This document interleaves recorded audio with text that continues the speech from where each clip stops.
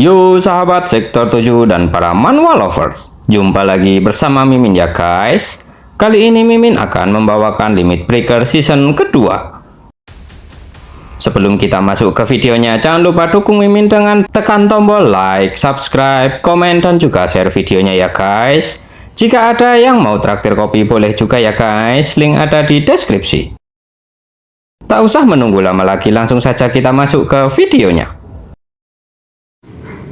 Di video kali ini diceritakan bahwa setelah makhluk itu muncul menyerang Kipong, makhluk itu pun mengaktifkan proyek normalisasi dunia yang menjadi misi utamanya.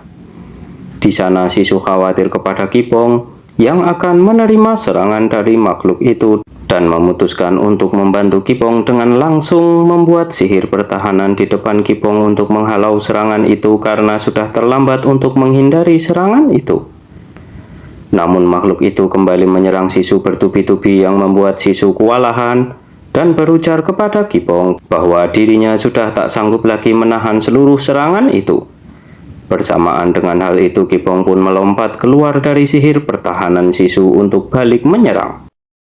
Akan tetapi tiba-tiba tubuh Kipong pun tak bisa digerakkan karena makhluk itu menggunakan sebuah teknik seperti telekinesis dan langsung memaksa tubuh Kipong dengan membuatnya jatuh ke atas tanah dengan sangat keras. Kipong pun memaksa berdiri dengan sedikit susah payah yang diejek oleh makhluk itu karena perlawanan Kipong itu sia-sia. Lebih baik Kipong berhenti melawan dan menghilang dari muka bumi ini demi normalisasi dunia. Bersamaan dengan hal itu, tembakan beruntun pun diarahkan makhluk itu ke arah Kipong yang laki-laki. Di sana Sisu kembali membantu Kipong menggunakan perisai miliknya.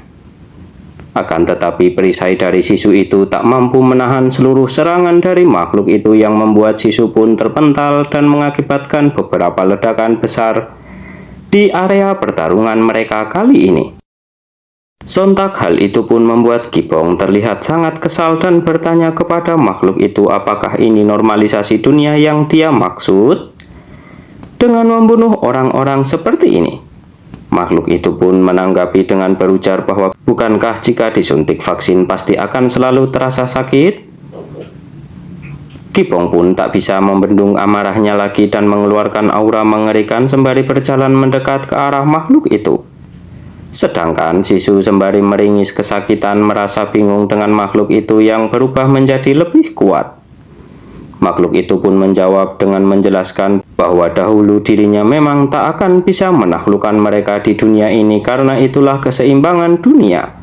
Tapi dirinya sama sekali tak terpikirkan jika ada sumber dari dimensi lain.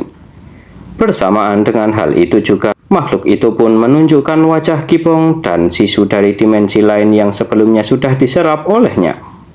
Lalu melanjutkan penjelasannya dengan mengatakan bahwa karena sumber itulah saat ini dirinya sudah bisa menaklukkan mereka dan melindungi keseimbangan dunia ini dengan jauh lebih sempurna. Mendengar hal itu, Sisu pun tersentak terkejut dan merasa menyesal tak menghabisi orang-orang dari dimensi lain itu sebelumnya. Namun, makhluk itu sama sekali tak menghiraukan perkataan dari Sisu itu dan mengajak mereka untuk segera mengakhiri semua ini sebab masih ada banyak hal yang harus dirinya lakukan. Bersamaan dengan hal itu, ribuan bola merah pun muncul di sekeliling makhluk itu yang digunakan untuk menyerang Kipong dan Sisu. Lalu mengarahkan bola-bola itu ke arah Kipong dan Sisu yang dimana beberapa masih bisa dihindari oleh Kipong, namun beberapa lainnya masih mengenai tubuhnya. Dalam posisi itu Kipong pun dengan kesalnya bertanya kepada makhluk itu, kenapa makhluk itu selalu saja meributkan masalah normalisasi atau apapun itu? Tapi kenapa dia hanya mencari gara-gara dengan dirinya seorang? Bersamaan dengan hal itu Kipong pun melesat ke arah makhluk itu yang membuat makhluk itu pun menganalisis arah serangan Kipong serta langsung fokus untuk pertahanannya. Dan akhirnya benturan di antara keduanya pun tak terhindarkan lagi hingga membuat ledakan energi yang luar biasa. Kemudian setelah ledakan besar terjadi, makhluk itu merasa jika pertahanannya berhasil dan ingin melakukan serangan balasan. Namun, Kipong masih bersikeras meneruskan pukulannya yang langsung membuat tangan dan sebelah tubuh makhluk itu pun berlubang. Tak sampai di situ saja, setelah itu Kipong kembali memukul makhluk itu yang langsung membuat makhluk itu terlempar ke belakang dan terjatuh di atas tanah. Makhluk itu pun bergumam tentang sistem error dan meminta pembaruan data. Sedangkan Kipong yang mendekat ke arah makhluk itu didatangi oleh Sisu yang juga bertanya apakah Kipong tak apa-apa. Kipong tak menjawab pertanyaan itu. Lalu makhluk yang terbaring itu pun berujar bahwa proyek normalisasi plan A sudah gagal. Dan setelah itu, Kipong kembali memukul makhluk itu dengan sangat keras. Di sana, Kipong juga meminta agar makhluk itu segera mati dan bertobat kepada orang-orang yang telah terbunuh olehnya atas nama normalisasi itu.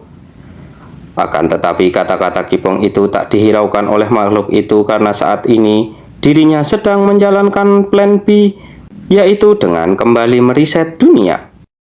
Melihat hal itu, Sisu dan Kipong pun terlihat sangat terkejut. Sedangkan makhluk itu kali ini tubuhnya semakin membesar sembari berujar bahwa dengan begini Kipong dan segala hal yang mencemari dunia ini akan musnah tak tersisa. Dan dunia yang sudah menjadi seimbang akan berkembang kembali. Menanggapi hal itu, Kipong pun memanggil Sisu dan bertanya apakah mereka berdua bisa menghentikan makhluk itu. Sisu pun menjawab pertanyaan itu dengan berkata bahwa itu merupakan hal yang mustahil dan sepertinya dirinya hanya bisa melindungi Kipong saja. Mendengar hal itu, Kipong pun bertanya kepada makhluk itu yang tubuhnya semakin membesar dengan mengatakan sebenarnya alasan apakah yang membuat makhluk itu berbuat sejauh ini. Makhluk itu pun menanggapi dengan berujar bahwa dunia ini akan terus terancam selama Kipong masih hidup di dalamnya. Bukan hanya monster saja, hal lain pun akan bisa membakar habis dunia ini. Mendengar hal itu, Kipong pun kembali menanyakan apakah akan ada perubahan jika dia menghabisi dirinya. Makhluk itu pun kembali menanggapi dengan mengatakan bahwa dirinya ada demi keseimbangan. Tentu saja akan ada perubahan. Akan tetapi, Sisu dengan khawatirnya mengajak Kipong agar segera pergi dari tempat ini. Namun Kipong tak menghiraukan ajakan Sisu itu dan bertanya apakah semua yang disampaikan oleh makhluk itu memang benar bahwa nanti akan ada sesuatu yang akan muncul lagi. Sisu pun tak bisa menjawab pertanyaan itu yang membuat Kipong sadar bahwa hal-hal aneh yang terjadi selama ini memang ada hubungannya dengan dirinya. Kemudian Kipong memutuskan untuk melakukan sesuatu dan langsung mengatakan hal itu kepada Sisu yang disanggupi oleh Sisu. Lalu setelah itu Kipong pun berjalan mendekat ke arah makhluk yang sudah membesar itu. Kemudian tak lama setelah itu Sisu pun menggunakan kekuatannya yang memindahkan mereka bertiga keluar angkasa, tepatnya berada di dekat matahari yang sangat panas. Di sana makhluk itu dengan kesalnya berujar bahwa beraninya mereka memindahkan lokasinya ke matahari. Namun usaha mereka itu pasti akan sia-sia karena tak akan ada yang berubah. Sebab dari jarak ini pun mereka tak akan bisa melindungi bumi dari ledakan.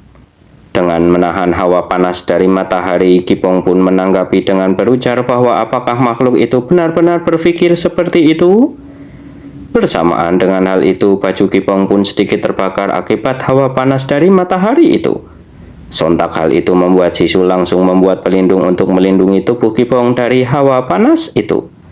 Akan tetapi masalah kembali muncul karena pelindung dari Sisu tak bisa menahan panasnya matahari yang ada di dekat mereka saat ini.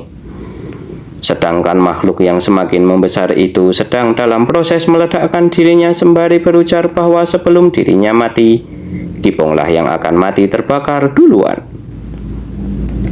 Dan kesombongan Kipong itu adalah harga diri yang tak bisa melindungi baik diri sendiri maupun bumi tempatnya tinggal. Jadi lebih baik Kipong segera mati bersama dengan kesombongannya itu. Mendengar ocehan makhluk itu, Kipong pun terlihat sangat kesal dan mengumpulkan seluruh kekuatannya sembari menggunakan skill penguatan tubuh miliknya hingga mencapai batas maksimum. Melihat hal itu, Sisu pun tercengang karena hal yang Kipong lakukan itu seharusnya mustahil dilakukan dan tak ada di dalam data miliknya. Tak hanya itu saja, makhluk yang sedang dalam proses meledakkan diri itu pun tak percaya dengan apa yang ditunjukkan oleh Kipong itu. Kemudian Kipong pun memanggil Sisu dan sembari tersenyum memintanya untuk melindungi bumi bagaimanapun caranya. Sisu pun menyanggupi permintaan itu dengan berujar agar Kipong tenang saja karena dirinya akan berusaha sebaik mungkin untuk menghentikannya. Dan setelah itu Kipong pun melesat dengan kecepatan luar biasa menuju ke arah makhluk itu untuk memukulnya. Sontak hal itu membuat makhluk itu mempercepat proses peledakan dirinya sembari berujar bahwa dirinya tak akan membiarkan semuanya berjalan sesuai dengan keinginan Kipong.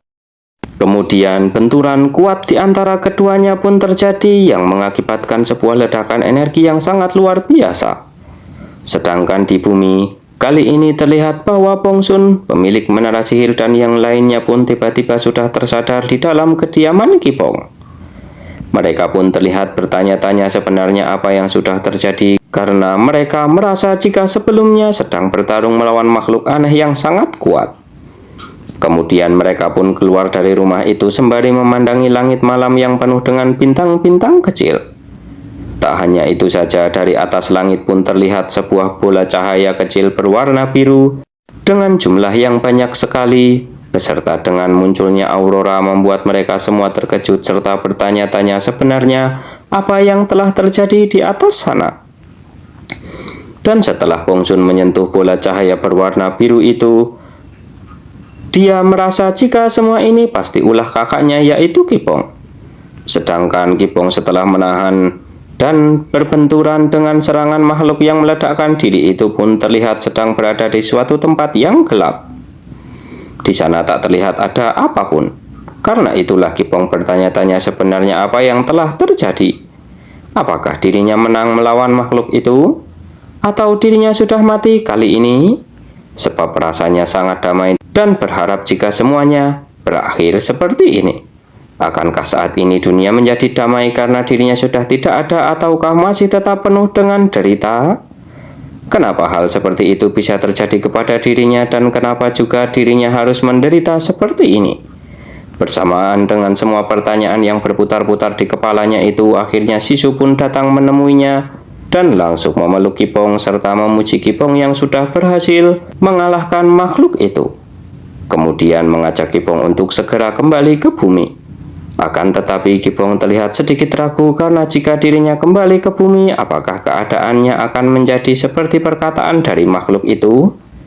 Sisu pun dengan singkatnya menanggapi dengan berujar bahwa mungkin bisa saja seperti itu. Karena jawaban itulah Kipong kembali berujar bahwa bagaimanapun juga dirinya tetap harus kembali ke bumi. Kemudian setelah beberapa waktu berlalu dan semua krisis sudah terlewati, kini diperlihatkan tepatnya di bumi terlihat Tailim menggunakan setelan jas memasuki sebuah minimarket untuk membeli sesuatu. Dan setelah itu disusul oleh Kang Hui yang juga masuk ke dalam minimarket itu, yang dimana di sana Kiponglah yang menjadi pemilik minimarket itu sekaligus menjadi pekerja di sana. Karena minimarket semakin ramai pengunjung, akhirnya Kipong pun meminta bantuan Sisu untuk membantu dirinya di depan mesin kasir. Sisu pun sembari tersenyum mengiyakan permintaan dari Kipong itu. Dan akhirnya mereka semua pun hidup bahagia dengan profesi serta kesibukannya masing-masing yang menandakan bahwa Limit Breaker season kedua pun akhirnya tamat.